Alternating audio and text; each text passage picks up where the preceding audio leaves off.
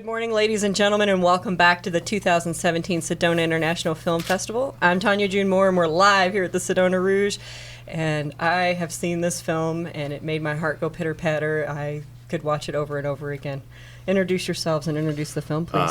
The film is Everything in the Song is True. I'm the director, Doug Morrione, and this is... I'm Gary McMahon, and I've got a little deal in this film, too. Yeah, you're the general nuisance. Yes, I am. Yes, I love that title. I had to rewind it and read it again. I thought that was really a good, funny clip for this. My wife says it's accurate. I would agree with that. I've known you 5 minutes, and I think that might be true. Okay. So, what gave you the idea for this film, and to pick this up? Well, I'll give you the short story.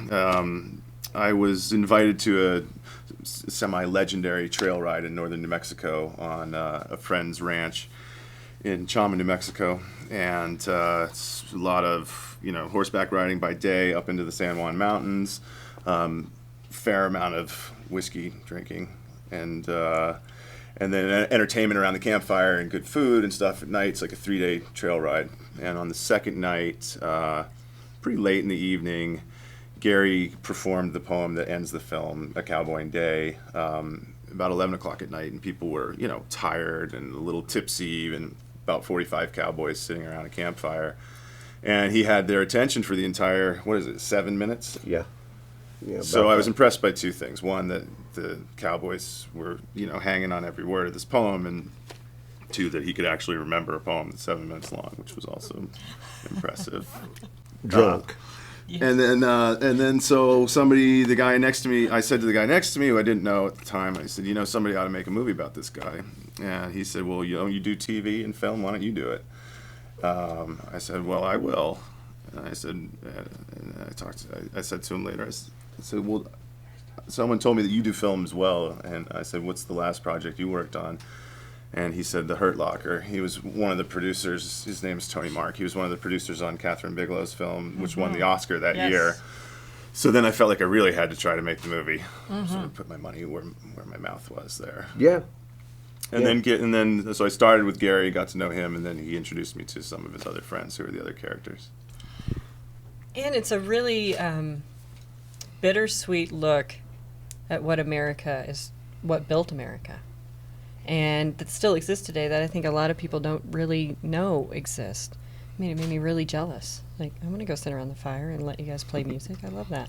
So you've had a pretty illustrious career up and down and all around, and your story's told really well in this. So how do you feel it turned out at the end after you watched it?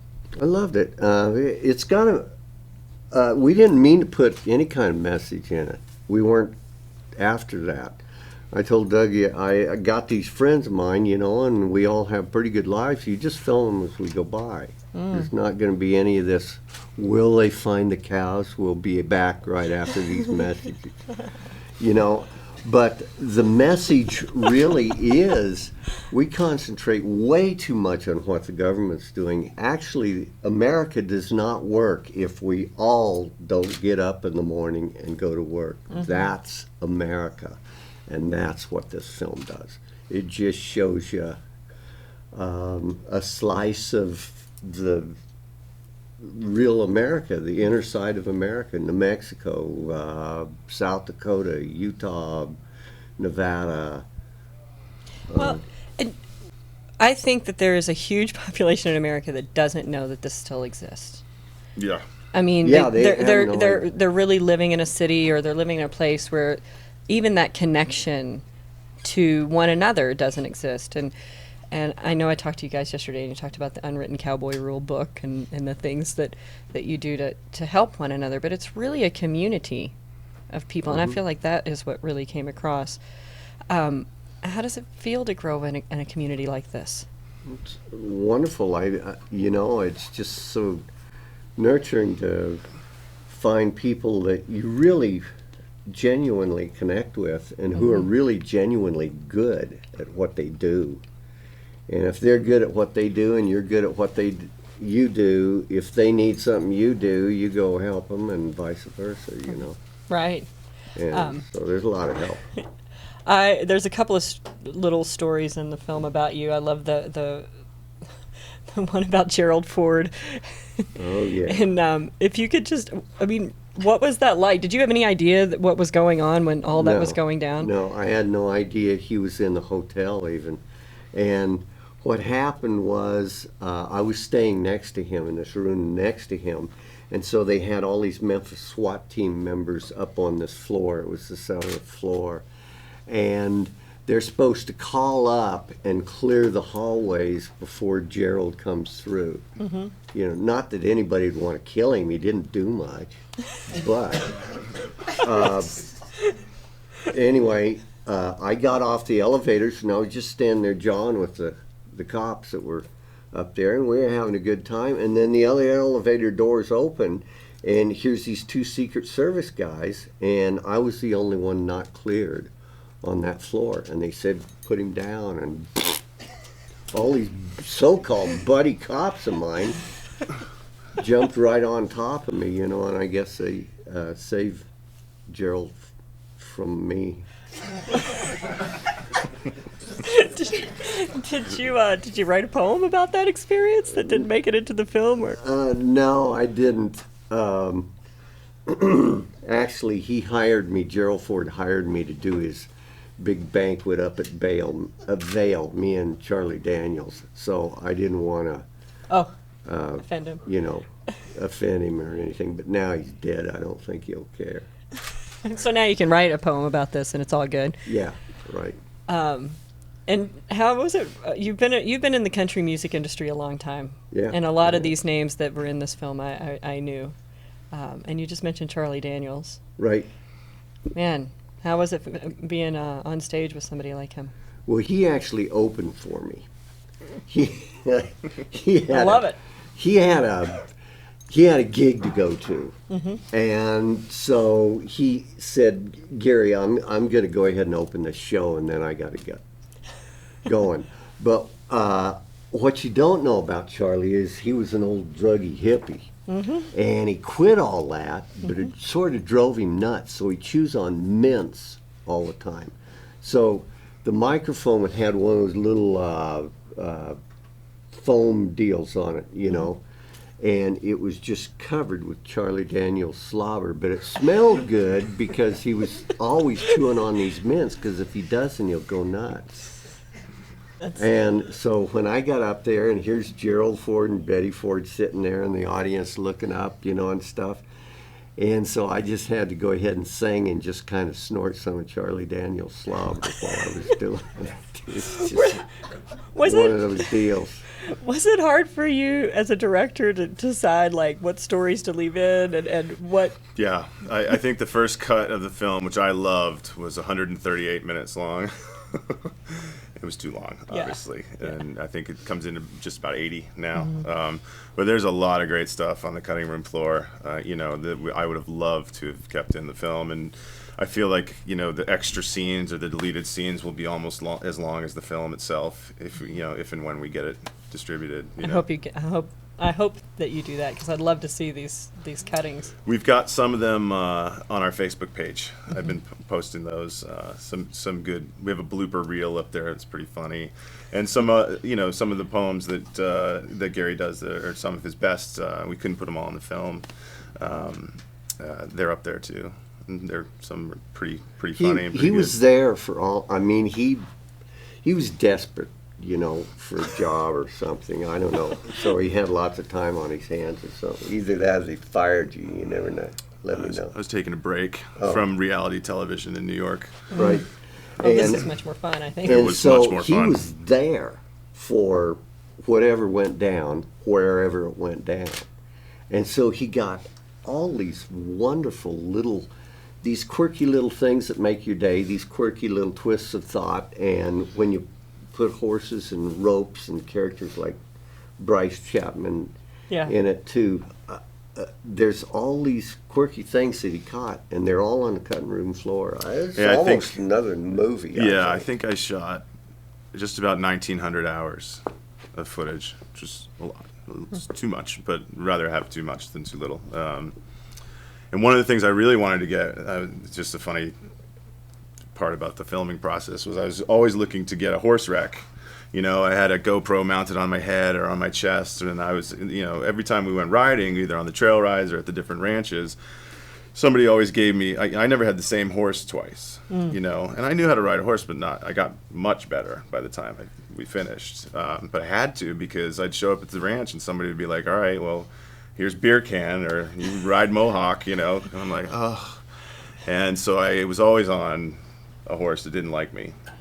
Or a horse you didn't know. Or a horse I didn't know. But I really wanted to get sort of a cowboy getting bucked off into a cedar tree or something, and I'd get it with my GoPro camera, and I'd have this little action sequence, and it was always me. It was always me that got bucked off, or me that got run into a tree, or, you know, had the horse wreck. So I have all this POV footage of a cowboy getting in a horse wreck, but it was never anybody else. So I think we have one of those shots. From the saddle. One shot's in there. All those shots are from the saddle. Can you yodel a little bit for us? It's so Too early in the morning. So early. That's okay. You don't have to yodel, but I just stopped puking at 9. How can you ask me to yodel at 10? well, you're not supposed to stay out all night and party before you come in and do an interview. Well, why do they call them festivals then? Well, you know, you have a point there. So all I'm right, I'll I'm give gonna it a whirl. cede to that. All right.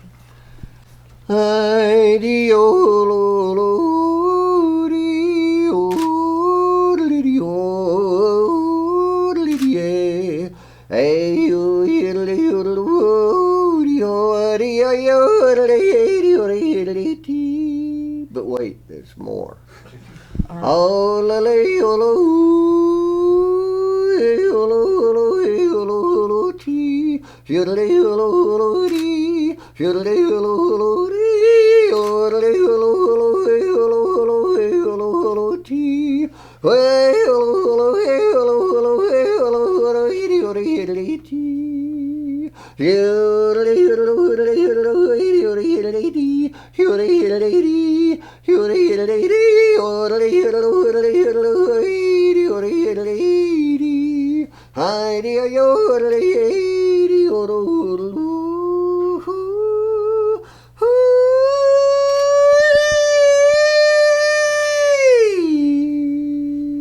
hope my sound guy's ears are all right back there.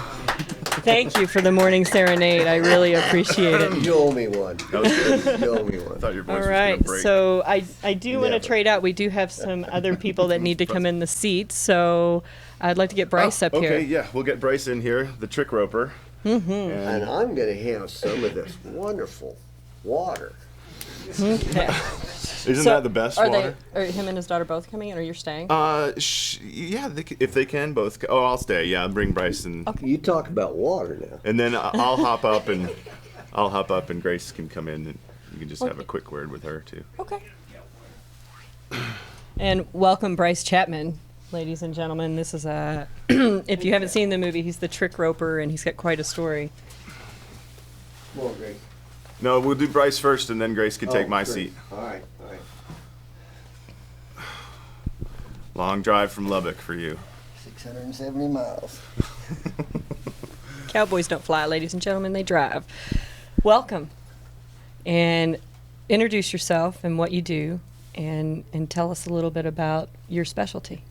My name's Brice Chapman, and I'm from Lubbock, Texas, and I spin a rope and train horses, and as time's gone on, I've added my little girl, Grace, into my program, and we have a rabbit that we're working on. We have some ducks that load in the wagon. They're not in the film, by the way, and train horses. And I think you do a little bit more than just train horses. I think that all these animals become your friends. Like, you have really made a connection with them, and it's really obvious in the film that they love you. I mean, animals just don't come up and snuggle with you like they do in that in those scenes. What was it like telling your story? Oh, what was it like? It was interesting. I mean, it was just another day in what I do. Some of the things I had to memorize, like I think in the film there's a part on there about going to Starbucks. I'm thinking, Starbucks? What am I going to Starbucks for? So I have my phone out the window of my truck. I'm trying to read what this drink that I'm supposed to order, because it wasn't water. Right. and it had some in it, I guess, and then I had to read it, and of course everybody thought that I had that memorized, but I didn't. Well, you did good. You fooled me. Well, Well, and then after a while I got to ordering it, and I read it's a what it was. 3-pump Venti quad iced latte or something. A quad iced Venti Quad- 3-pump vanilla latte. Quad iced Venti 3-pump That's vanilla what it was. latte, which in the film, sadly, people think he's ordering for himself. Yeah, no, wouldn't But have. I think it was. Sorry. It It was for my wife. It was. For, Yeah. well, And I know that you take your show around to schools, and you're keeping this alive. And is there an age that really lights up when they see you? Is it just everybody? Oh, it just depends. I mean, so you hope that what you're doing, it reaches every age group. You know, whether you have somebody that's a professional horse trainer that sees something that's unique to what your animals might do, or some kid in the crowd that wants to learn how to train your horse just to say yes or no, or Right. wonder how they do it, and it gives them that personification of that animal thinks that they're a human, and Yes. when you train them in the way that you hope that they are going to come across, that it doesn't look like that they're your friend, and it's not mechanical. And when you have it where it's not mechanical, it makes everything flow a little better, and it makes your show look like you know what you're really doing when maybe Well, you really don't. No, I think you do. And did you making this film, especially with someone who's really keeping this art alive? Is that part of what you were really creating? Was like, hey, this is something that's part of our fabric of our community and our. it became that at times, you know. But my focus was the people, you know, was their individuality and their work ethic. Really was what I was so impressed with, especially this guy who's, you know, up at 4 a.m. and will shoot 10 horses a day and practice with his animals and take care of his cattle. And he put in some half days here and there, but for the most part he works pretty hard. So that was what impressed me, you know. That's what comes through in the film, I think, too. You know, I mean, but that was a happy side effect, or, you know, a good side effect of the storytelling. And you know, I'm not really sure a lot of people understand what farriers really do and how dangerous it really is. Yeah. You can see his hands. Right. Caught your fingers there. You know, do you have can you tell a story that maybe embodies like how dangerous that is about an experience that you've had? Oh Lord, there's Well, several. tell him about the guy who's had that terrible horse. Whenever someone has a terrible horse, you know, that you never want to shoot again, but you're the only one, so they keep calling you. Right. Doesn't that happen to you? Right, I have this friend of mine, and he had raised this colt, and I started trimming this horse as a baby, and he was a gray badger too. They're kind of notorious of being outlaws, you know. Sometimes you can, you know, you have good horses that are bred good for certain things. Well, anyway, I shod this horse his entire life, and this guy had sold this horse, and he would kick you, bite you, drugs, you might as well spit on him. Give him a sedative, you might as well just. He jerked the 28-foot gooseneck sideways about 6 or 8 foot. When it was tied to it, I guess he hates himself. And so he's just nervous. He stands out in the pasture and snorts. And so this guy, he sells this horse to this guy that lived about 2.5 hours or 3 hours from Lubbock. And he tells me, he says, well, I sold that horse. And I said, whew, good, I don't have to shoot him anymore. Because he was bad. Like he'd kick so fast, it's like turning the lights on. And that's how fast, it's just like a flash, just whew. And so anyway, I said, whew. So this guy, he tells me who he sells him to. So about 6 weeks later, when you're supposed to get your horse shod again by your farrier, this guy calls me, and he says, and I know the guy from, you know, the horse makes the world a small place. And so this guy, he calls me and he says, hey, I have this horse that I bought from a guy in La Mesa named Troy Howard. And I said, lose my number. So he says, no. He said, they say you're the only one that can shoot him. And I said, well, the only way I'm going to shoot him, I said, you're going to have to bring him to Lubbock, Texas, because I'm not coming to Sterling City, Texas, 2.5, 3 hours away from Lubbock just to shoot your kicking horse. No, sir. So he brings him. He says, he's an angel. My little girl rides him. I said, I'm sure she does, but you try to pick up his foot and see what he does. And so anyway, long story short, he kicked me one time. I've only been kicked once in 34 years of shoeing horses, and he kicked me with just his fetlock, not actually his foot. And he grazed me right there, and he just kind of broke this, I guess, this bone, one of those metatarsals or whatever they in your hand. And I wasn't nice to him after that. And I'd been nice to him. You can't move very fast around him because he will flash kick you. And I always practice safety because they cut your hands. I mean, obviously, look at my thumbs. That's from a horse last week, jerking one in your hand, and you see my pants. You know, you get nails kind of not. I don't have any scars or anything, but except for just my hands. Or the rest of me doesn't look like that. But yeah, they'll kick you and hurt you. This one was bad, and I still shoe him on occasion. He gets better. I put him in a stock now, and he knows now that he can't. He can't do that. He can't do that, but he does. No sedatives work. There's some of them that hybrid vigor on those horses that are bred like that just can't do it. They can't do it. I do want to open it up for some questions real quick. Does any? Yes. Yeah, I was wondering, is there a particular scene you had to leave on the cutting room floor that you really wish you could have put Yes. There's several, but there's one in particular. During the spring branding scene where Jeff Nurse is talking about how the kids get involved with the, running the cattle and branding and and herding the cattle seasonally, part of that process is they castrate those cows, steers.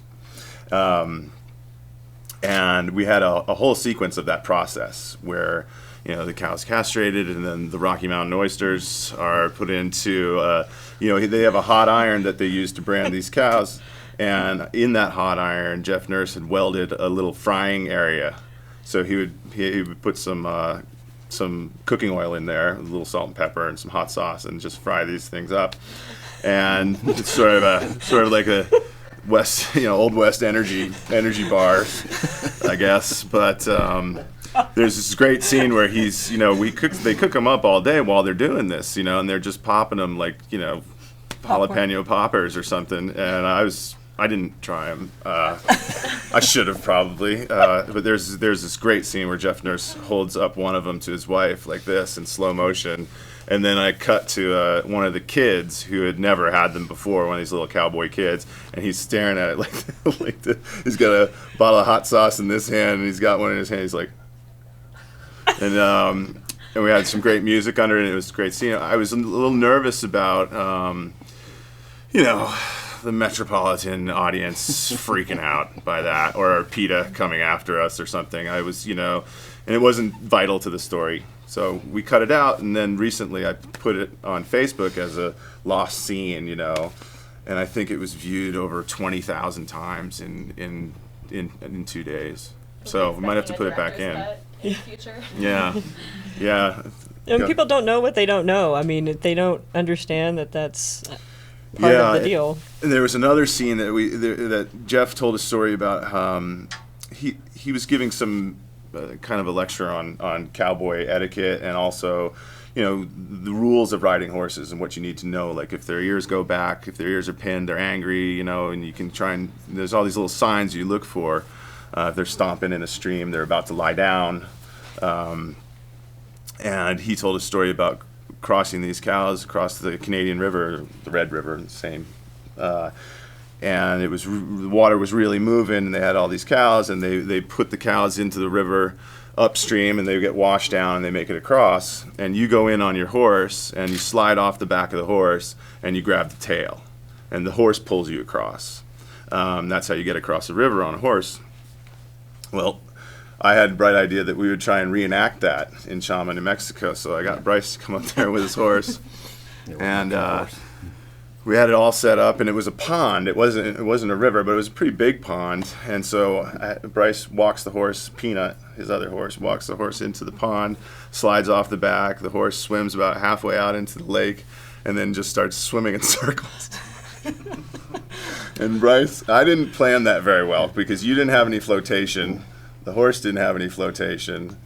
And he's a 1 horsepower motor, and he could swim. 1 horsepower. But what happened? With no steering mechanism, apparently. What happened was, I had it set up for success, and there was a camera. There's a drone camera. There's a drone in the air. camera, and that lake is just mirror perfect, and the horse sees in peripherals, and he is just tracking across the river, the lake, and I mean, I've got him, and like he is pulling so hard that I can't even hardly hold on. Like he's pulling me like I'm fixing to get up on skis. And so all of a sudden this drone comes up and it sounds like a bunch of bees. Well, he just goes from tracking out to just, I mean, he just stops swimming. And I'm thinking, oh, this is about a 50-foot, 60-foot lake here to the bottom of this thing. And I said, we're 80 foot from the other side. And he just stopped swimming, and I clucked to him. I said, step up. And he started swimming again, and then he left me. And that drone was. We did have 3 guys in a rowboat. We had. But they weren't ready. They didn't think they were going to be called upon. I think they each had a beer. It was early in the morning, and Brice said, Okay. He said, "Come get me." Yeah, I said, come get me. And so my horse, he takes him a little, as you see how a dog does. They dog paddle, and he swims in a perfect circle, and he's looking around because the noise, it's got him like, where's this noise coming from? And I had another horse set up there for success, and then We saved him. it was And you got into the Sedona International Film Festival, and what has that meant? What was the Q&A like yesterday, and the crowd, and how they've been accepting that? We've had a great time. I've been to a couple other film festivals this year, one up in Maine, and then we got into Rockport in Texas, and we did well there. But this is a different level to me.